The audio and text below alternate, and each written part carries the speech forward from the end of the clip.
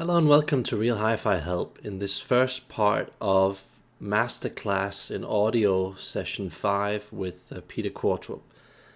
This is, I think, the latest interview with Peter Qvortrup, and I wanted to include this on my channel because Peter is probably the go-to guy in audio in regards to not compromising, getting the best possible sound. And I want you guys to hear what he has to say. This is a bad recording. I'm going to pause it once in a while so to just give you my feedback on what he says. This is a very important interview, and I thought that you guys would like to see this because we're basically talking about the future of hi-fi and how Peter Qvortrup sees it. For those of you that don't know it, Peter Qvortrup is basically the guy who owns AudioNote, and AudioNote being the best ever audio brand on planet Earth. And I don't say this jokingly or to impress anyone. AudioNote is the best ever company, and you will find out in this video why that is. So let me just start this video off. Right. So friends, good evening, good afternoon, good morning from whichever part of the world that you guys are joining from. Welcome to the 5th session of our masterclass in audio series. We are delighted and honored to have Peter Qvortrup from AudioNote UK. Just to give a brief of the session in terms of the protocols, the session will be around 90 minutes with 60 minutes allocated for discussion and approximately 30 minutes allocated for Q&A towards the end. Please mute your audio and video if you have not already done so. Questions for Peter can be posted in the chat window on the right hand side of the Zoom panel. You can see there's something called as more out there, and if you just drop it down, you'll see one particular window for chat. So you can post your questions on the chat window. If there is any question relevant to the ongoing discussion that we are having, Peter, I wish it was better sound quality. I'll post it to Peter right in a bit ironic. And any other questions can be answered towards the end of the session. So without further ado, let's welcome Peter. Hi, Peter. Hello. So, yeah. What would you like to say? Just to give a small background, Peter is a highly acknowledged and well-regarded veteran in the subject of high-end audio. I would request Peter to give a glimpse of his journey in the audio industry to start off with. Well, that'll take the full hour. So what are we going to do after that? You can be a bit brief if that works. Well, I mean, I think certainly for my part, it starts with a keen interest in music. Let me just pause it there. Just want to say to you guys, Peter can come off being very arrogant, know-it-all, and so don't be put off by that. This guy truly is a gem to the hi-fi community. I think he's around 70 years old, and I would say that he's mostly right about the things he's about to say. And as soon as he, says some things that isn't quite true, I will perhaps stop it and just elaborate on what exactly he means. So don't be put off by by him being very blunt. He's a very blunt person. He can seem very arrogant. And this also has a lot to do with the type of sound that he has developed with AudioNote. It is in on many parts very much better than everything else on the market. So you can understand where he's coming from. And I just have to say, he basically has the best system in the world, a level 5 audio note system, and he gets to test equipment that us mortals will never ever hear in our lifetime. I've heard some of the equipment that he has that is in beta tests, and I have to say that it is a crazy sound that he has. And having heard that type of sound that he has, I can fully understand why he thinks the way that he thinks. So it's just to kind of let that settle in, so you guys don't feel repulsed by what he has to say, because I know a lot of people that aren't into the audio notes community that haven't heard audio note under really, really good conditions. So this is a guy who has heard the best sound in the world. So just know where he's coming from. As I was growing up, my father listened to a lot of classical music in the 50s, early 50s, when I was quite small. And I've sort of retained that interest, probably a little bit more than perhaps is healthy. But, you know, one can always look back at one's life and think that there might have things have been different. I think really I have a great interest in history and the history of music, the history of audio, and the history of all sorts of other things. And as I grew up and I started learning more about and understanding better you know, who is famous and why are they famous, and then you listen to artists that are not famous, and then you think, well, why are they not famous? They're actually much better than the people that are famous. This doesn't make any sense. You come to realize that people that are good at self-promotion and people that are good at choosing the right platform to shout their messages from. We have a perfect example sitting in the US at the moment. Yeah, I think we're all pretty... it's typical Peter. I think we all know what brand he's talking about. That big flashy brand that that constantly puts out a new product and looks good on the outside, but isn't the best on the inside. And I think we all know what audio brand he's talking about. But he is right. He is right.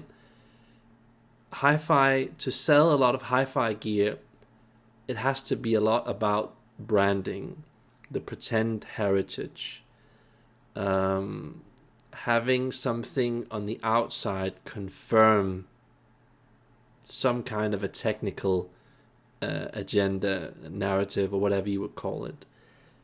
That is a tough thing to deal with, you know, because audio note doesn't do that. They don't have big flashy things on the outside, and they don't want to do that. They don't want to distract with watt meters and things like that, and equalizer and headphone stuff and all kinds of that interferes with the purity of the signal. So you can understand why he's saying the things that he's saying. So that's what he means.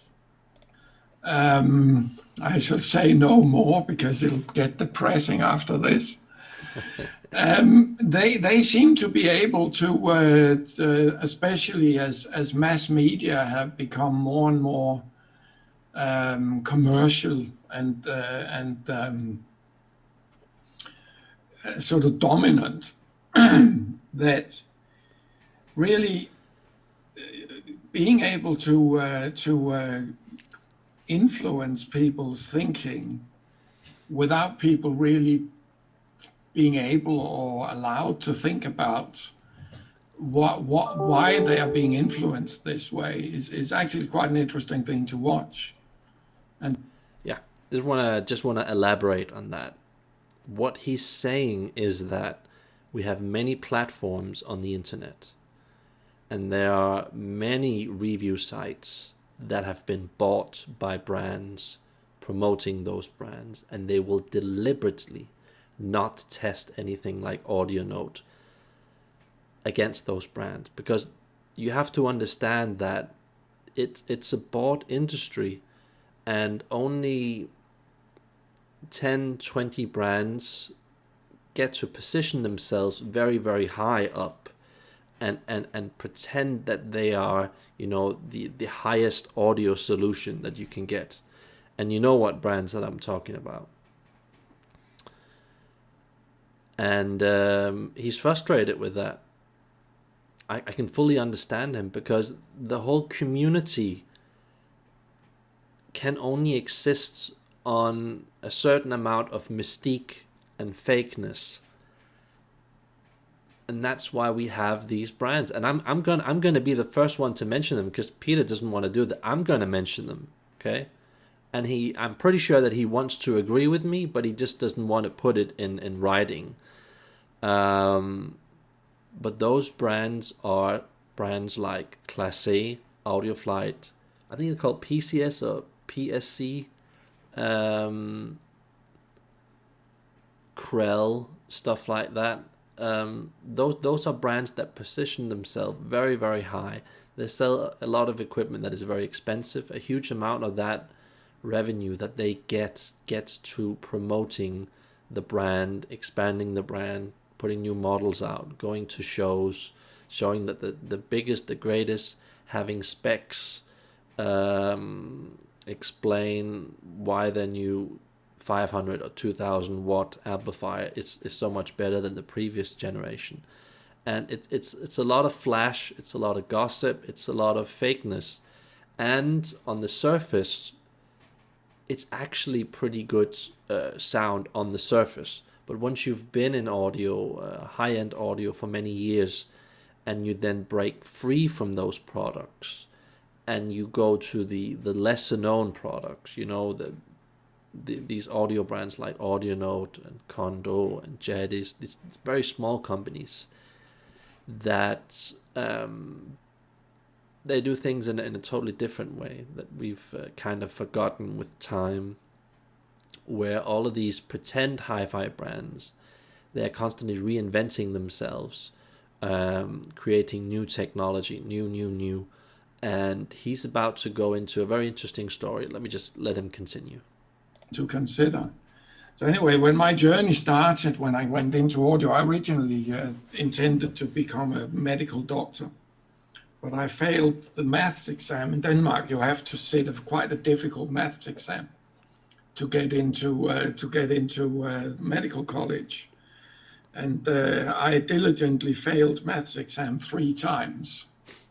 Okay. And which did my self-esteem no end of good. Or maybe not. I then decided to take an apprenticeship at the world's largest shipping company called Maersk, AP Moller. In Denmark. And I spent 6.5 years there, He's, finishing by the my way, Danish. apprenticeship, and then I ended up sitting at the oil brokering, at the minerals brokering desk. We brokered in other things as well as oil and refined products. And I decided that was just the most boring thing I'd ever. I thought would lose my will to live if I stayed doing that. So I quit and started my own company, because my main interest by then was really music, and I'd started dabbling a little bit in importing hi-fi from various small manufacturers in the UK. I think it was 1974, I'd been to London and been to the Hi-Fi News show at Heathrow. And I met several small manufacturers there that were very nice and had equipment that I thought sounded sort of reasonable. I opened a shop in 1979, which I still own. And that shop basically now is one of the 3 biggest hi-fi specialist hi-fi shops in Scandinavia. I basically spent most of my money from when I opened the shop on buying equipment from all over the place and listening to it to see whether I could get a handle on what constituted better. And that took a while and cost quite a lot of money. And then I stumbled across sometime in '79, I had helped a friend empty a system out of an old cinema, which landed me with a pair of amplifiers and some very, very large speakers and things that I had difficulty finding anywhere to store. It was in a Western Electric system, or Westrec system, because it came from the Western Electric arm of in Great Britain. And when I finally got these amplifiers to work, it came as a considerable shock to me that they were much, much better than what I was selling. So I decided to, when I went to the UK next time, I decided to buy quite a lot of old equipment from the UK to see what that sounded like. So I bought old quads and old Leaks and various other brands, lesser known brands like Audio Master, Louder, and a few more. And having restored them, I came to the conclusion that they were actually much better than what I was selling, which was kind of depressing, because what it demonstrated was that the idea that we were progressing in a real way was actually wrong. Yeah, I would agree. I didn't know before watching this video that actually was a reality, but yeah, a lot of bad stuff happened in the 70s, and I mean, you have Peter Qvortrup to thank for being such a history buff, that he just that he found all these missing pieces from our past, and was able to incorporate some of those really good sounding pieces of equipment from way back in the time. So that's kind of interesting, very interesting. That we were regressing, and we were producing, not we meaning me, but the hi-fi industry as a whole was producing equipment that really wasn't as good as it had been in the 50s and 60s and earlier.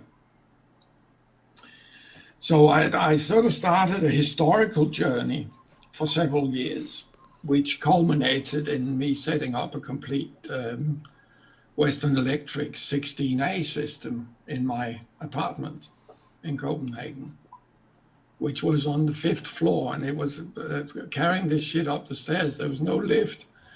Was quite a painful experience, apart from the fact that it took gouges out of the walls because these things were so big. But once I got that set up, that used field coil drivers, the 555, and I can't remember what the base units were called. I sort of came to realize that really all the specialist hi-fi was really deficient in some very key areas. Agree. The Western system was collared because it was designed for very large environments and to be listened to at a certain distance, and my living room wasn't big enough for that. Yeah. But I learned some important lessons from that. And over the preceding years, up till about 1983, I'd listened to and purchased pretty much everything that was available that looked interesting. And it's one of my favorite topics when a reviewer tells me he's found the best speaker he's ever heard. And, the question that I always ask them is, okay, so have you ever listened to an Ohm F or a beverage system 2 or a Heil air motion transformer. And Oscar Heil designed a full range speaker with Heil drivers, which was very interesting. I don't think it's particularly good by the today's standards, but certainly by my standards of today. But it was damned interesting.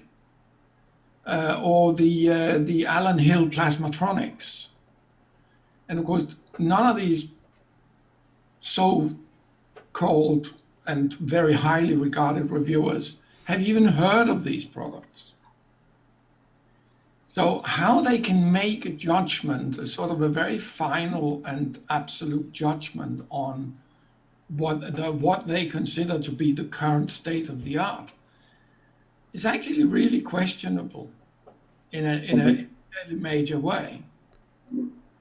Yeah, I would say that generally applies for the entire audio industry. You have a lot of people reviewing gear where their reference is typically something very, very, very low class gear, and it's not uncommon that, you know, private people only having like a 2.1 Logitech speaker system would then review something like, I don't know, Exposure, Hegel, Class A, Audioflight, Macintosh, and then claim that, oh, this is the best in the world. I mean, it's of course a lot better, a hell of a lot better, but you kind of need that reference, having just all of those different types of sounds that you've listened to throughout the years in many different religions. Once you've heard those, it kind of opens your mind up for what is real, what is good sound. I've many times been locked into a certain mindset, having heard something like Macintosh in the start or Past Labs, and thought, wow, this is the best in the world, because it just was so much better than the previous equipment that I had, you know, and it just gets so much better. And yeah, let me just let Peter elaborate. But anyway, I've sort of continued this historical journey, if you will, of looking at parts, of looking at different design philosophies, different technologies, which is really how I've ended up where I sit now. And that's important to remember, because this is a guy who's been all places. He's listened to everything, and he's taken himself out of his own fixed way of looking at stuff. And not many people have done that in this world. Maybe only a handful of people have done that. So it's pretty expensive. It's pretty expensive going 100% in one direction, committing to that, tearing that plan apart, going into another direction. But that's just Peter in a nutshell. You know, he's a perfectionist. He doesn't want to compromise. He wants to bring us back to this old, forgotten, good sound, but not in a way where it was very unevolved and restrictive and like the Western Electric speakers, they were colored or something else than that. You know, he wants to like give you the best from each era of man's history. So very interesting. You know, impoverished and confused. Not.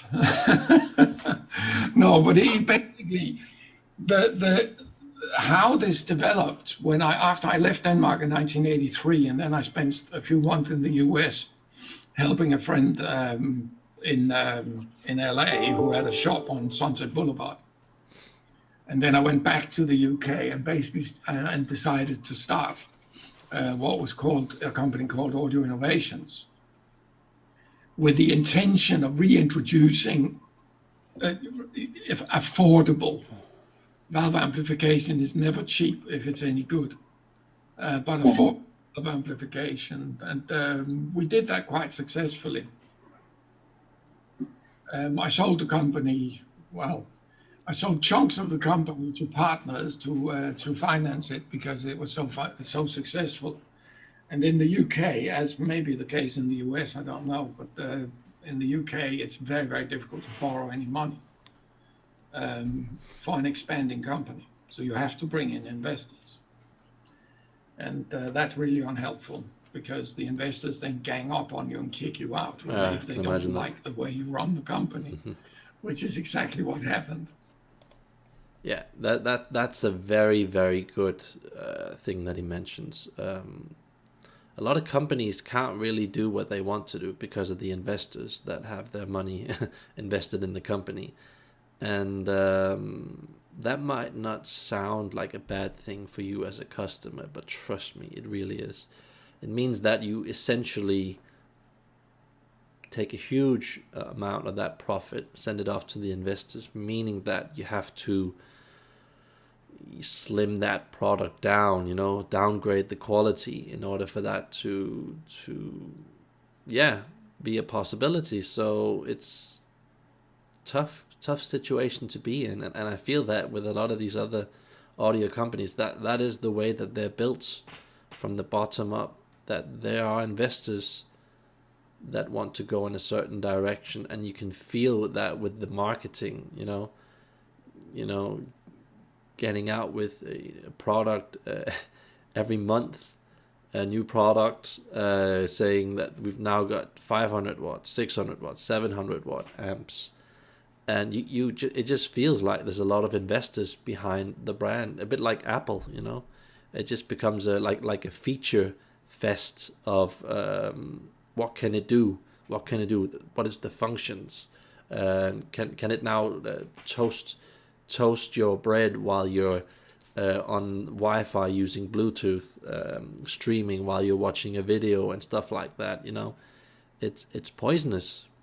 If you really want to get to the essential, purest, most real sound, that has to be cut out. No investors, no features, nothing. Just the purest, unfiltered, highest quality sound that reacts. So they took over the company and it went bust within 3 years because they had no idea what they were doing, which is both, you sort of feel aggrieved initially, and then you think, well, it serves them right. But then at the end of it, you realize that it was quite sad because it destroyed a perfectly viable company if it had been managed better. In '89, this was in 1990. In '89, I'd been working with the Japanese audio note company for quite a few years, starting in 1979, and that collaboration had developed into a sort of an almost worldwide collaboration by 1990. And by then I was selling audio notes worldwide, and except in Japan, where audio note obviously is based, and it was more sensible for them to sell it there. And we did really well, considering that we were working during a period of quite severe economic hardship in the early 90s. We did very well with these products, and we developed a homegrown product range in support of the Japanese products. We got to a point in the mid-90s where I felt that we needed to, or the Japanese needed to, develop their products further. And that met with quite a lot of hostility. At the same time, we were running into problems with the trademark and the brand name, because we were seeing people register the brand name all over the world: Australia, Italy, Austria, the US, even in the UK. So after some fairly heavy-duty arguments, I persuaded Mr. Condo that we needed to register the trademark. Condo Audio. Just so you guys know, that is the reason for why AudioNote sounds a lot like Condo. Condo, what it used to be back in the 90s, was actually quite good. I think that AudioNote in the early 90s wasn't quite as good. And with time passing past year 2000, it became pretty obvious that AudioNote then got a hell of a lot better than Condo. I'm no engineer, so I can't tell you exactly why, but I've been told from sources outside of AudioNote and Condo, really good technicians that have had this equipment in for repair, and they've told me that AudioNote has somehow built their sound on the Condo sound that was already really, really good. And they've somehow improved it with better parts and a shorter signal, as far as I can understand. And it's more available, and it gives a lot better value. AudioNote. Sure, you can find pieces of Condo equipment that beat AudioNote equipment that is much cheaper. But in general, Condo is a very exclusive, stiff Japanese company, as far as I know. And they make some pretty good sound, some of the best sound in the world. But it's just crazy expensive. You almost can't get a hold of it. You can't really get to any stores that hold the gear. There may be a handful of stores. I'm guessing a handful of stores in the world that have Condo gear. It's just, it's $1 million class gear that is also a bit ugly to look at. That's what I think personally. They do a lot of good in the sound, and you can hear a lot of the resemblance from the Condo sound in the existing AudioNote sound. And I think all these losses that Peter has had has basically put him on the right path to discovering all the missing pieces that have been scattered out there. Just imagine a world where he hadn't discovered that all of this old equipment actually was pretty good, and he could incorporate some of this older equipment into what he now calls AudioNote. I mean, AudioNote has taken giant leaps until they made their first amplifiers to the end of the 90s to around the start of 2000 to where they are now. There's a giant leaps of technical advancement where they haven't gone in this usual modern direction. It's fascinating, absolutely fascinating that there's one guy who really gets it, who doesn't want to compromise. You can just tell how stubborn he is, and really being onto something and feeling that this is where true audio lies. And he just seems like a guy who would he wouldn't even consider compromising. He just wants it the best that is possible, so he doesn't have to listen to the standard cool new sound, which can be appealing at times. So very, very interesting, very, very interesting hearing where Peter comes from. And he signed the trademark over so that we could register it, because he was not willing to pay for the registration. And it's quite expensive to register a brand name and a trademark across the so the 30 largest markets or 40 largest markets in the world, it's $100,000 affair plus. And now I just want to comment on that.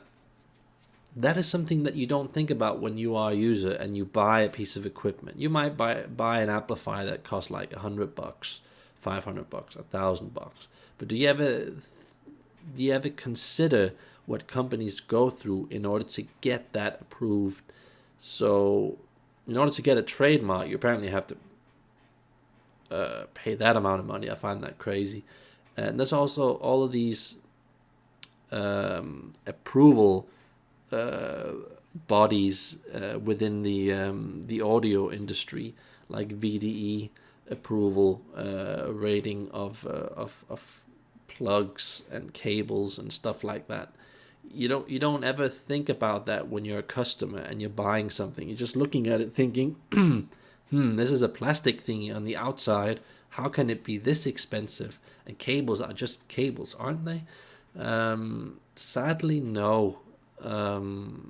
It's a harsh truth, but what these audio companies have to go through in order to protect themselves legally so it doesn't cause a fire, or if it does cause a fire, then they have some kind of audio body that then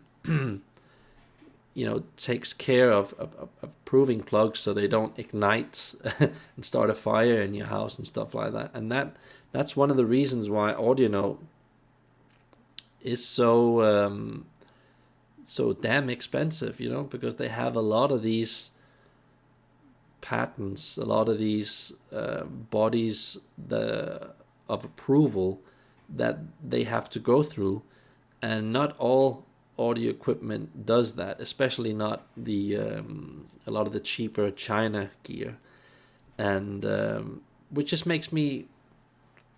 It's a bit like when you go on eBay and you look for a recharger for your phone. You can easily get a recharger there for like 1/10 of the price compared to your own local store in your own country. Now, one of the reasons for that is that, first of all, the charger that you're buying in your own telephone store, there's some personal there that needs to get paid. There's of course rent and all of that. But most importantly is that it goes through certain channels of approval to make sure that this charger for your phone does not suddenly combust and start a fire in your house.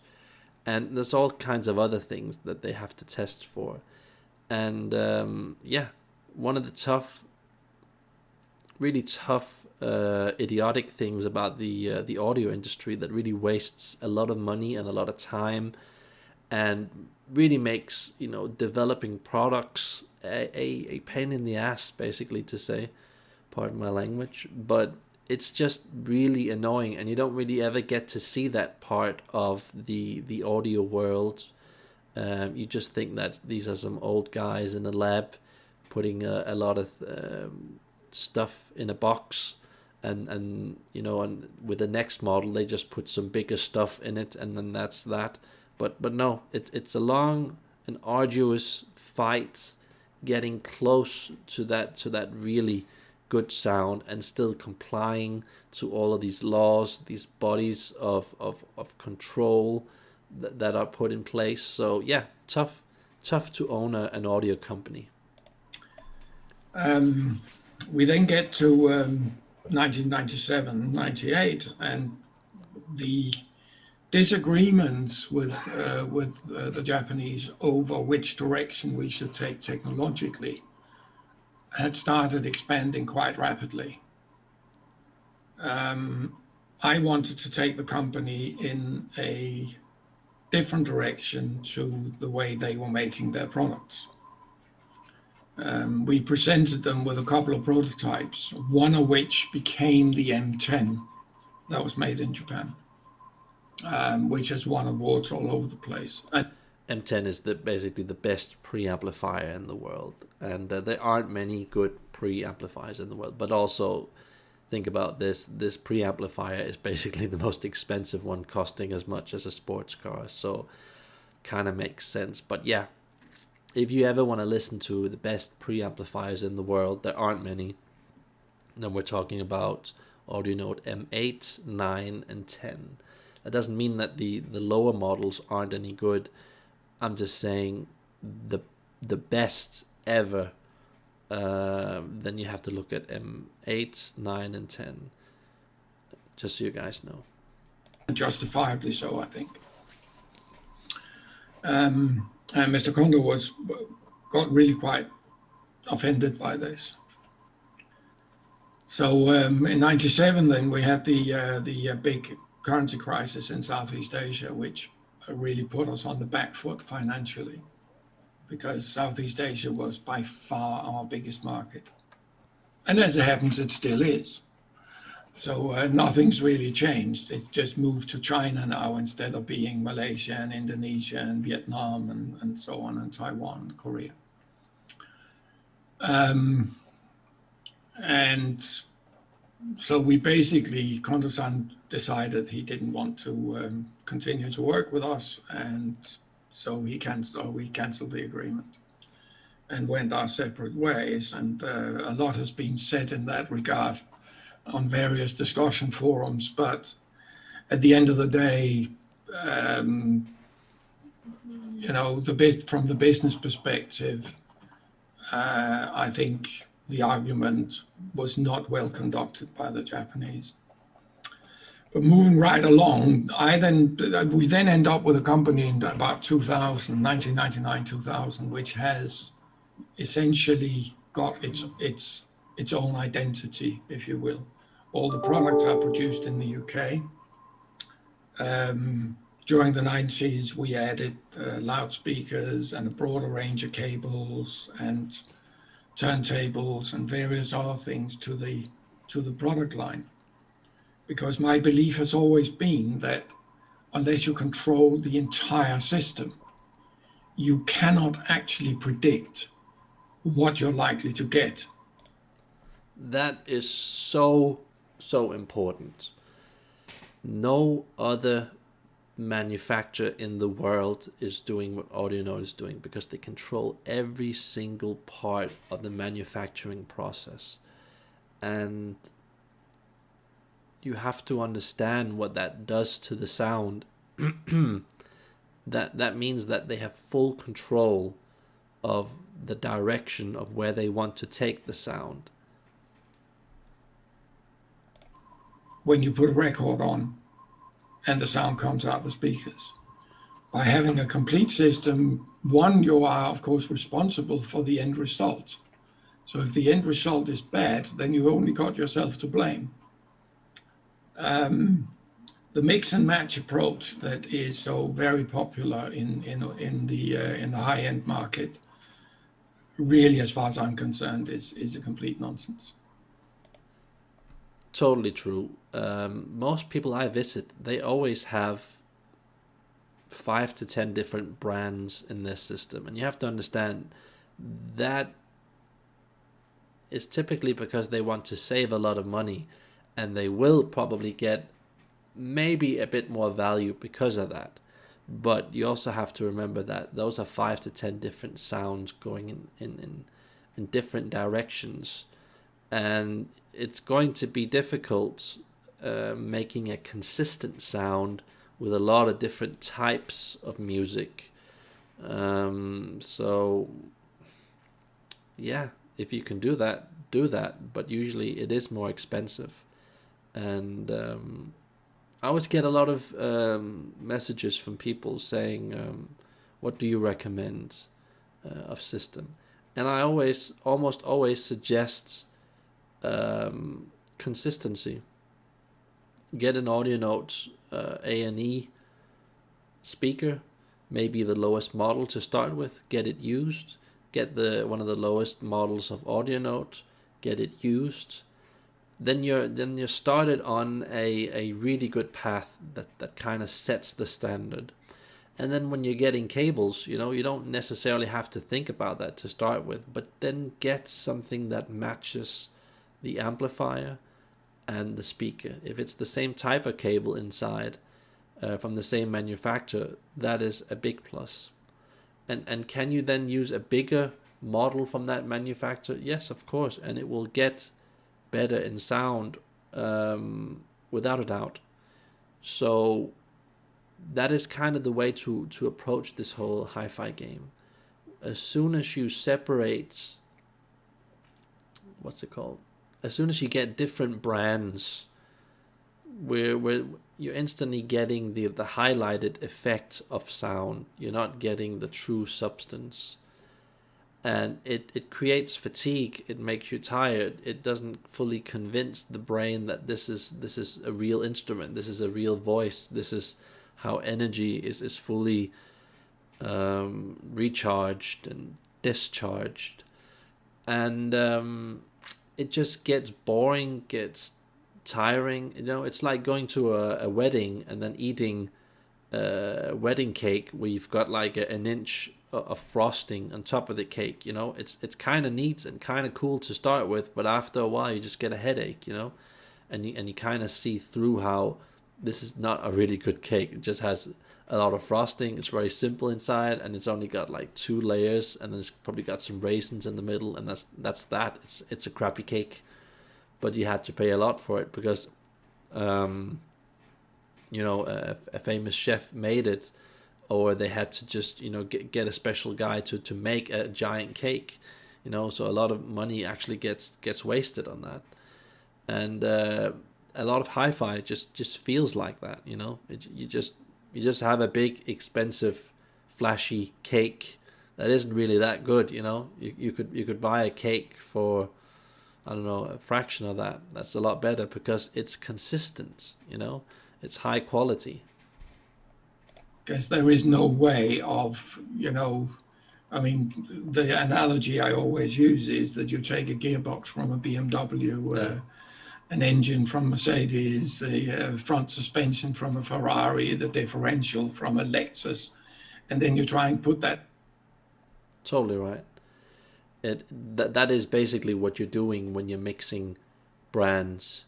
So don't mix stuff like MIT with VDH cables. Those are like 2 opposite sounds. Don't then mix them with audio note, which is like a third sound, also going in a totally different direction.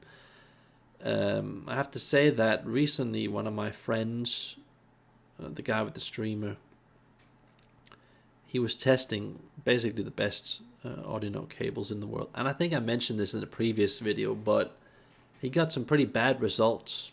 And that's even though he's got basically the best system in the world, best sound in the world, not best system.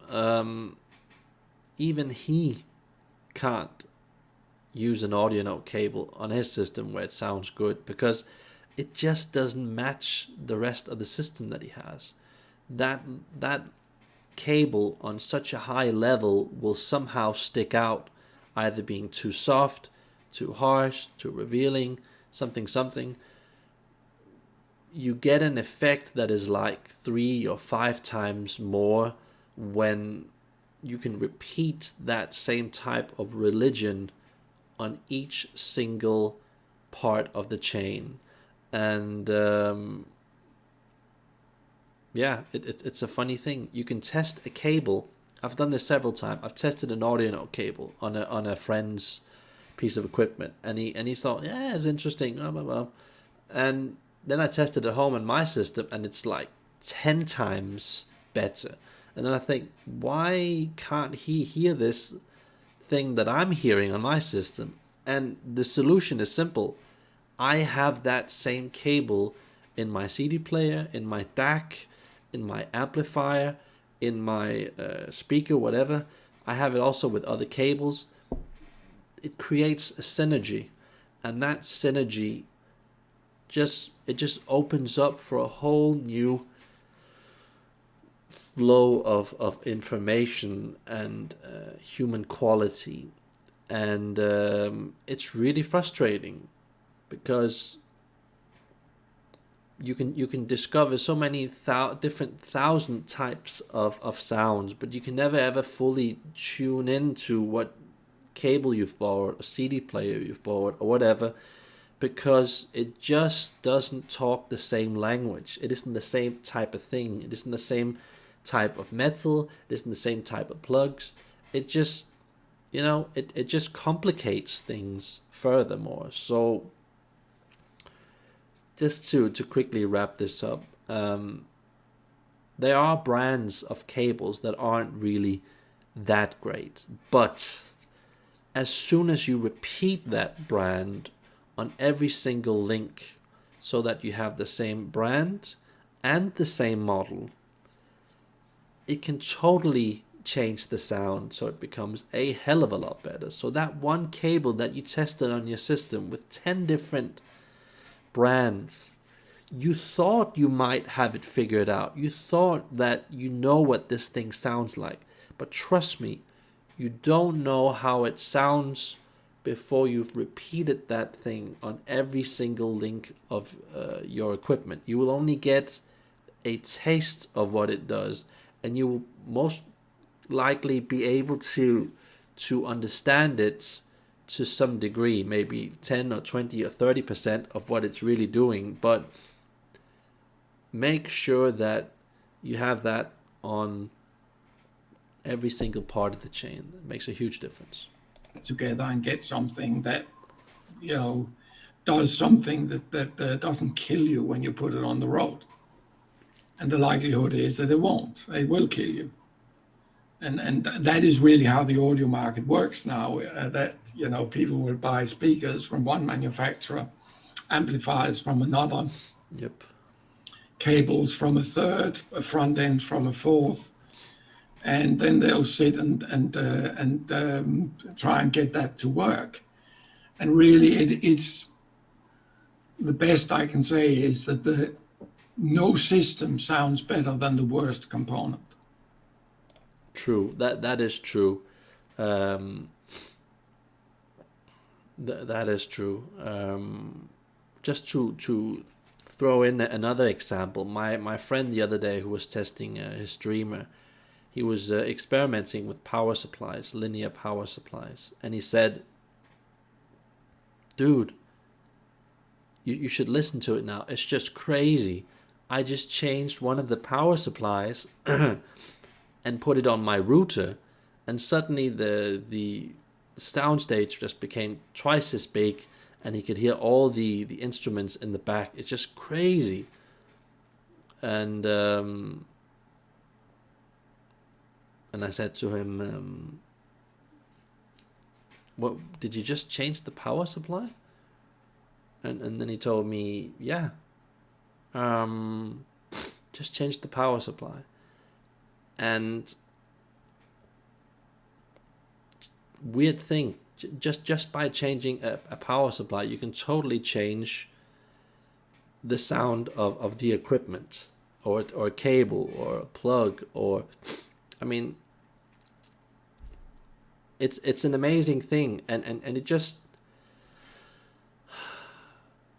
tells you that there's so much more good sound to be had if you could, on top of that, have the same type of thing on each part of the sound system. So you really, what you're doing is it's a race to the bottom. The worst part determines how bad the system is. In a sense, it's a bit like the traffic in Mumbai. Also, I just remembered that my friend the other day was testing Cat 8 network cables on his router, affecting the sound, and he's told me that something I wouldn't believe before was that most of these eBay Cat 8 cables are horrible in regards to sound, but then somehow he found a certain type of Cat 8 cable that just somehow sounded very different. And he couldn't really explain why, but again, that just goes to show that all of these different brands just are huge liabilities, because suddenly you just have to change to a cable or power supply, and then it just totally takes the sound in a different direction. And you always have to know that you can always make your sound better somehow But do you really want to use the rest of your life trying every single cable, plug, power supply? I mean, I don't want to do that. I've done that for like 20 years now, and it's just so much easier that instead of thinking in this way, should I get this $1,000, $10,000, $100,000 cables that are really cool that I heard at a show, or should I maybe go for something cheaper that's just more consistent, more the same type of sound, and can actually improve the sound a hell of a lot more than these expensive cables. So yeah, getting cheaper cables can actually sometimes make your sound better, because not because they're cheaper, but because they match the rest of the system. So you don't want one thing on your system sticking out, being at a totally different level. So that's the kind of the point that I'm trying to make. Everything has to kind of be at the same level, and sometimes you just have to try a lot of different stuff to figure out how things work. Sometimes it doesn't always make a lot of sense. You know, that the slowest participant on the road determines how fast everybody else moves. I think that might be recognizable for at least the ones of you that live there. You know, we have a similar problem here in London. It's the same. So you know, I've sort of, over the years, I've looked at I've cast the net very wide. We've looked at technology. I've looked at technologies that go back to the 1920s and before. There's some really good things from that era. I've spent huge amounts of money and time on experimenting with equipment with older equipment, with older valves, with older parts. And what I've learned is that the industrial processes that we use and have used over the last 50 years to make parts that are more consistent, parts that are smaller, parts that are cheaper, that these processes really do not produce parts that are suitable for use in quality audio equipment. And since nobody else makes parts that are any different, the only way to do it is to have them made for yourself, which is exactly what I've done. Yep. It's taken many, many years. It's cost a vast amount of money. But I'm pleased to say that we are sort of approaching, we can begin to see the light at the end of the tunnel, and it's not a train coming the other way. I hope it isn't anyway. So, we basically, as the only manufacturer in the world, we make everything from the ground up. Yep. We make the parts, we design the equipment, we do the metallurgy in the parts. And that's also one of the reasons why Audio is so expensive, because they don't use resistors that cost a couple of cents. They develop their own resistors in Japan with their company that makes it for them, because they can't do it in Britain. They have to get all the really, really good parts are always made in Japan for some reason. Japan has a tradition of being just ridiculously good at making audio gear. And also Oyed comes from Japan. They make some of the best plugs in the world. If you look at companies like FoodTech, that's a Chinese company, and you can immediately feel that when you go from Oyed to FoodTech, that it's a very different sound. It's a sound that's a lot more biased towards hi-fi and being forgiving and not solving a problem at the root. Yes, FoodTech does make some plugs that are really impressive and do a lot of really good stuff, but you generally have to have all your parts made in Japan. And I've seen companies constantly go to what's it called, Parts Connection, HIFI Collect, all these pages on the net, and they just order these WIMA transistors and all these parts that are just actually quite horrible, and that is the true thing that separates Audio Note from everything else in the audio industry, is that they make everything themselves. They make capacitors and resistors and stuff like that on such a high level that you can't really put it into other brands'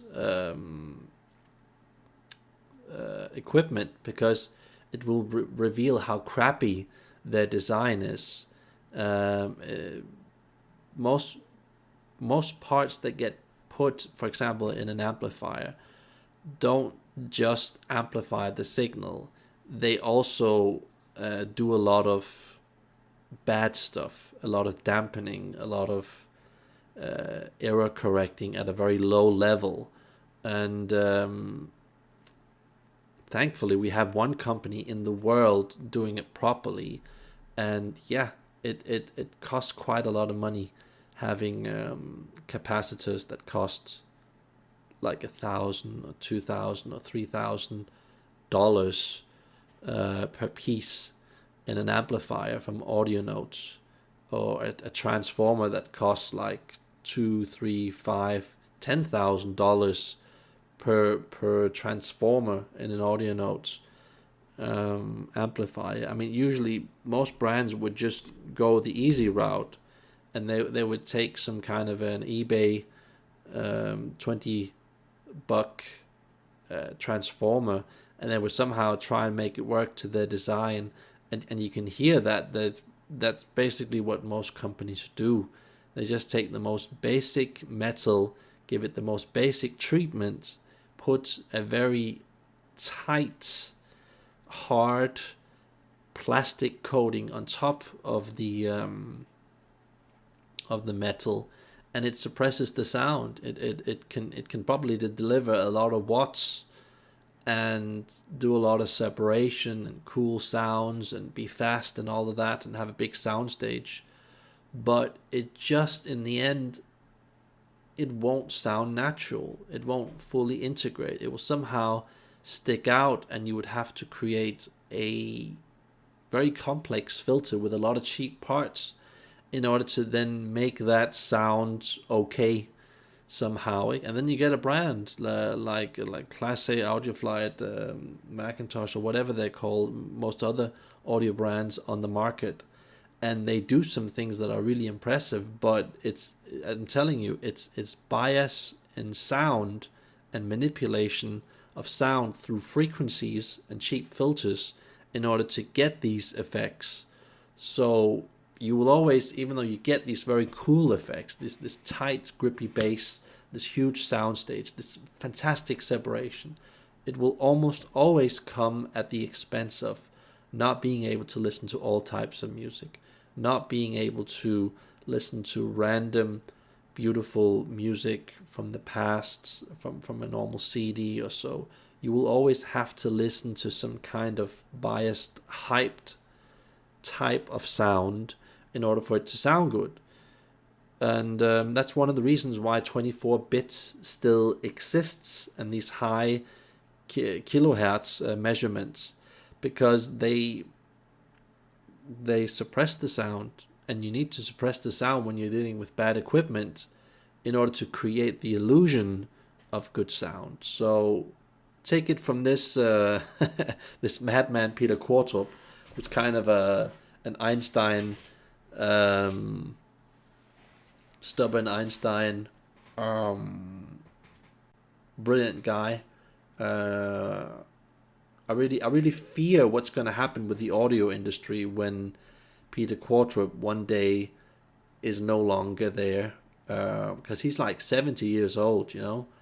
I wonder if Audio Note still is going to be the same good old brand, and that they will continue that direction, because there aren't many people in the world that are willing to do it in this hard way without compromising on the quality of the product. And we've seen it with Condo.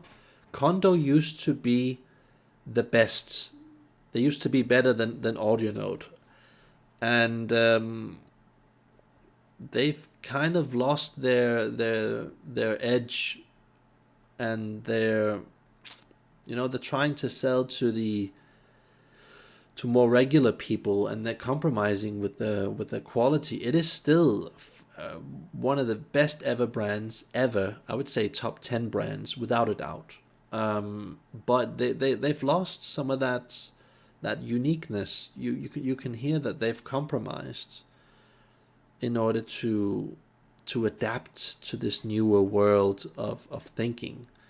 So let me just let Peter continue. We spend a great deal of money experimenting with processes to see whether there's a difference in the sound of processes. And then we at the same time get to listen to quite a lot of music, which is great. How can that not be good if your main interest is in music? But as far as music is concerned, again, the history is very important there. We are as a species, we are fascinated by complexity. Yep. It's like it's almost like the sort of IQ tests that we've developed are more suitable for people that have very complex thought processes than very simple ones. And therefore, the people that fall through the net, if you will, of these tests are very often people that are more creative and create a much more interesting, or have much more interesting thoughts on what things should look like than people that have nowhere is this more obvious than in the financial system. You laugh. No, but seriously, if you look at, I have some customers very high up in the financial system, and you sit over a drink with them and say to them, okay, so explain to me how this works. And they go, oh, no, you wouldn't understand. It's like, I'm pretty smart, why don't you try me? I can understand most things, and I can deduce them down to their core elements. So, and what's interesting is that most of it is just bullshit, as it is with so many other things in life. Anyway, so my sort of the driving force in what I've always done, or what I've done up to now, and that won't stop, is really that I see the equipment as being the servant of the music. Yeah, agree. Equipment really should be invisible musically. Of course, it never will be. The best you can do is reduce its influence on any given recording as much as possible. What you cannot do is remove it completely from the equation, because then you're back to live music. Mm-hmm. And who the hell can get 160 member orchestra in their front room? I don't know many people that can do that. So, we deal with miniature versions of very large events. If they're well recorded, they will give you a believable and musically authentic representation of what was there. And in many cases they don't. But that doesn't mean you don't like the performance. You may not like the sound. But then the sound, again, is really the packaging of the performance. Just like the idea that the sound staging and imaging and so on is somehow an important ingredient. And it's one of these things that it's very difficult to get people to get customers to understand that, particularly with modern recordings, there really isn't any of this on the recording, because the recording was done with each member of the band. If it's an orchestra, It's done with 37 microphones, one microphone over each section of the orchestra, and then it's all put together. That is interesting. So you have these fragmented bits that are all put together in the mixing and mastering process. Yeah. And hey, here comes my lunch. Thank you very much. And so the idea that this somehow is an important part of the performance, in my modest opinion, or maybe not so modest opinion, is that it's just nonsense. It is completely and utter nonsense. And what it does, particularly, and has done in the high-end industry, is that it disqualifies the entire musical heritage from pre-1955, before stereo. And given that certainly in classical music, and to a large extent with jazz, that the vast majority of the really valuable part of our musical heritage sits in the mono catalog and in the 78 catalog. Mono. It seems absurd. It seems absurd for an industry to favor ways of listening and ways of evaluating quality that disqualifies some of the most important and interesting documents in the musical catalog. I fail to understand this. I mean, I've had this discussion with quite a lot of the most famous reviewers over the many years I've been doing this. I'll just stop this part of the video and you guys can watch part 2 when I've made that. So that's all for this video, and remember to watch part 2. It gets a bit more interesting.